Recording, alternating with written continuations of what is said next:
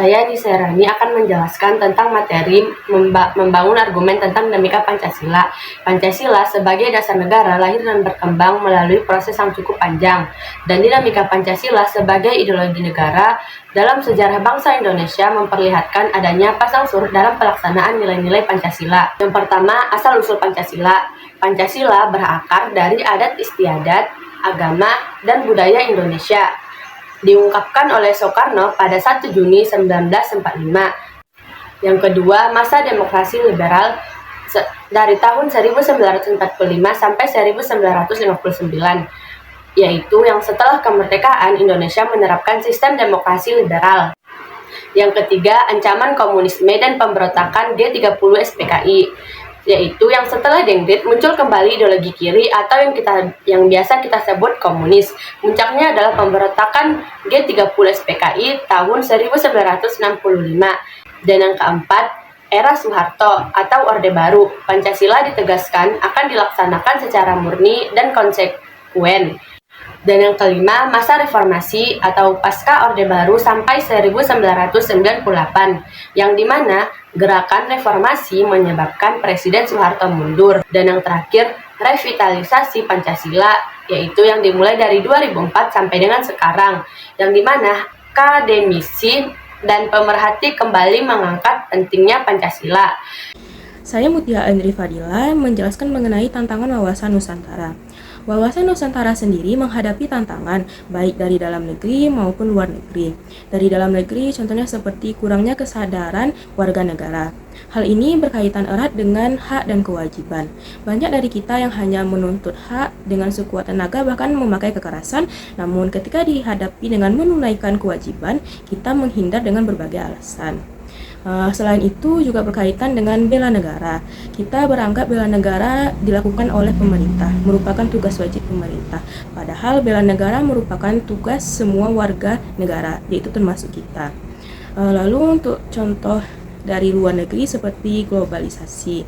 Globalisasi yang membawa pengaruh teknologi yang berkembang dengan cepat dan pesat, membuat budaya lokal masuk ke Indonesia yang dapat mempengaruhi nilai-nilai di Indonesia yang telah dianut lama, dan ini sudah sesuai dengan kondisi yang ada di Indonesia. Berbagai tantangan ini dapat mempengaruhi keutuhan bangsa Indonesia. Oleh karena itu diperlukan upaya dari kita, upaya dari seluruh elemen bangsa untuk dapat meningkatkan implementasi wawasan Nusantara. Hal yang dapat kita lakukan seperti meningkatkan pendidikan. Dengan meningkatnya kualitas pendidikan, maka melahirkan sumber daya manusia yang berkualitas pula. Halo semuanya, perkenalkan saya Feni Mesyara dengan NIM 24231076. Selanjutnya yaitu materi tentang esensi wawasan Nusantara. Esensi atau hakikat wawasan Nusantara adalah satu kesatuan wilayah dan persatuan bangsa Indonesia. Konsep wawasan Nusantara menciptakan pandangan bahwa Indonesia sebagai satu kesatuan wilayah merupakan satu kesatuan politik, sosial, budaya, ekonomi, serta pertahanan dan keamanan.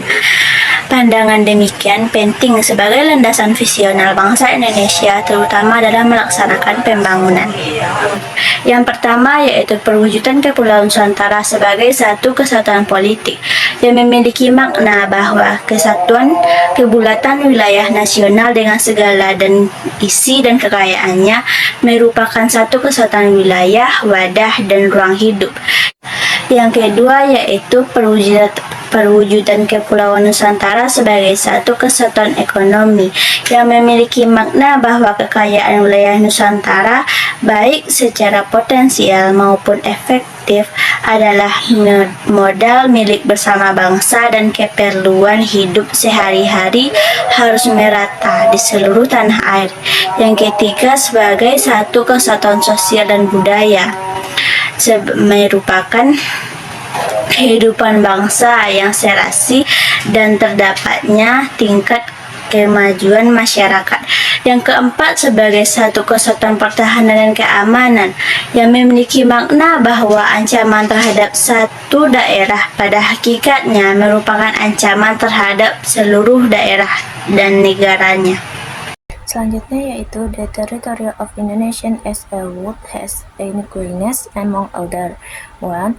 characterized as an archipelago state with 17.508 islands, to area of 5.192 million km² with land area of 2.027 million km² and sea area of 3.166 million km².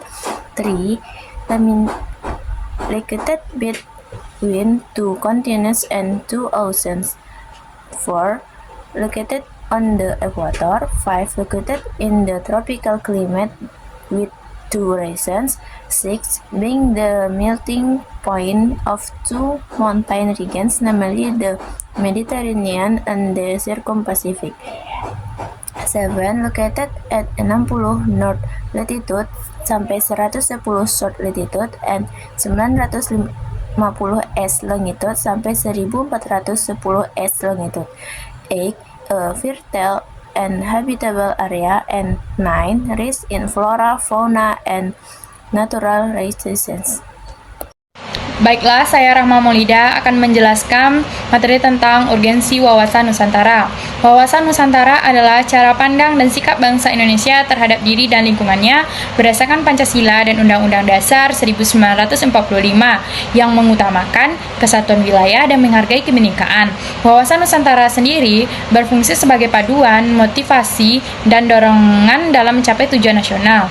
Urgensi wawasan Nusantara yang pertama, menjaga keutuhan NKRI. Indonesia terdiri dari ribuan pulau dengan keberagaman budaya, suku, dan agama. Yang kedua, menangkal ancaman disintegrasi bangsa, seperti mencegah konflik antar daerah dan perpecahan bangsa akibat perbedaan kepentingan. Yang ketiga, menumbuhkan nasionalisme dan patriotisme, seperti menyadarkan masyarakat akan pentingnya cinta tanah air dan rela berkorban demi negara. Selanjutnya, mendorong penggunaan yang merata, memastikan semua wilayah Indonesia mendapatkan perhatian dan pembangunan yang adil. Contoh penerapan wawasan Nusantara ini yang pertama, penggunaan bahasa Indonesia sebagai bahasa persatuan. Yang kedua, pemerataan pembangunan infrastruktur untuk ke daerah 3T seperti tertinggal, terdepan, dan terluar. Dan yang terakhir, pelestarian budaya lokal. Sekian materi yang dapat saya sampaikan. Halo semuanya, perkenalkan saya Kamelia dengan nomor NIM 24231080. Dalam kesempatan kali ini akan menjelaskan bentuk praktik kewarganegaraan mengenai wawasan Nusantara. Praktik kewarganegaraan merupakan bentuk pendidikan kewarganegaraan yang bersifat langsung, bukan hanya sekedar teori. Misalkan di lingkungan rumah, kita akan melakukan berdoa bersama dan melaksanakan perintah agama. Saling sikap menghormati dan saling menyayangi, juga melaksanakan sikap gotong royong dan musyawarah bersama dalam pengambilan keputusan. Di lingkungan sekolah, bentuk praktik kewarganegaraan yang biasa kita lakukan ialah seperti melaksanakan upacara bendera serta mengikuti kegiatan ekstrakurikuler seperti pramuka.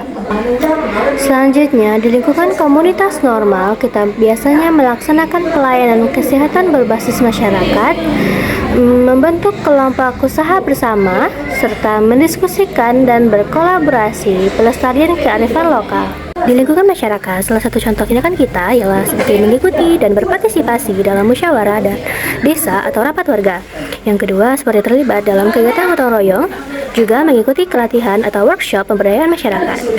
Dan terakhir, di pemerintahan, kita akan melakukan atau mengikuti pemilihan umum dan pemilihan kepala desa, melaksanakan kerjasama dengan aparat pemerintah dalam kegiatan sosial dan kemasyarakatan, dan bentuk tindakan lainnya.